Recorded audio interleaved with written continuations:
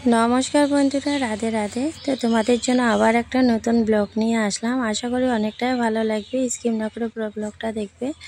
তো অনেক দিন ধরে অসুস্থ হয়ে আছি, তোমাদেরকে বলি, কিন্তু ভাবি যে প্রতিদিন ব্লগ দিব, কিন্তু শেয়ার করতে পারি না। চাইলে অনেক তোমাদের ব্লগ দিতে পারতাম, অনেক ভালো ভালো ব্লগ দিতে পারতাম, কিন্তু পারতেছি না। কি করব বলো, মৃত্যুর সাথে লড়াই করতেছি, মানে এতটা পরিস্থিতি আমার খারাপ। আর এখানে দেখো বৃষ্টির মধ্যে আমার মেয়ে, মানে ও ছোট মোবাইল দিয়ে ব্লগ করতেছে, আর এটাও বাসন টাসন সব কিছু পড়ে আছে, ঘর দুয়ার সব এলোমেলো হয়ে আছে।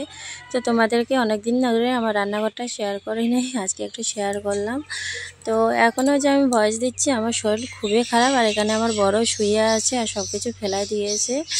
মানে কি বলো তো, আমাকে সামনে দেখলে কেউ বলতে পারবে না যে আমি অসুস্থ, কিন্তু কি বলো তো, আমার শরীর ফুলে হাঁটতে পারি না, তারপরে যে ভালো করে খেতে পারি না, ভালোভাবে বসতে পারি না। মানে এক সময় শরীর কাঁপে, এক সময় মাথা ঘুরে। তো এরকম করে আর কি। তো আমার বরে তখন পুরো মানে চাপ হয়ে গেছে। আমরা যেই ঘরটায় ঘুমাই ওই ঘরটা তো তোমাদেরকে এর আগেও যারা আমার ব্লগ দেখছো তারা তো জানো যে আমাদের বর্ষার দিনে কত সিজ্জত, কত কষ্ট করে ঘুমাতে লাগে। সেই কারণে আমাদের ঘর ভাঙছে, ঘর দিচ্ছে। তো যতদূর সম্ভব মানে একটু ভালো করে দেওয়ার চেষ্টা করতেছি। তো এই যে এখানে দেখতে পাচ্ছ অনেক রড টড, মানে মিস্ত্রিরা কি এগুলো করতে লাগে করে রেখেছে।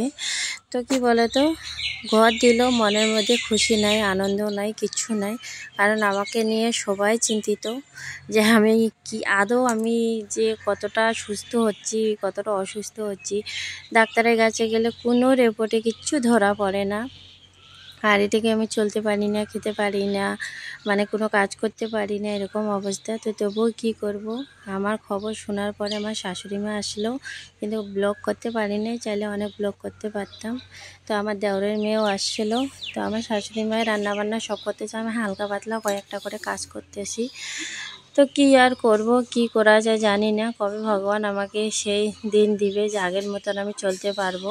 তো দেখতেই পাচ্ছ আমার শাশুড়ি মা একখানে আমাকে ঝাড়াইতে নিয়েছে, এদিকে ডাক্তারিও ট্রিটমেন্ট করি, এদিকে ঝাড়াইতেও নিয়ে যাই। তো আমার মা, আমার শাশুড়ি মা সবাই মিলে আমাকে ঝাড়াইতে নিয়ে গেছে।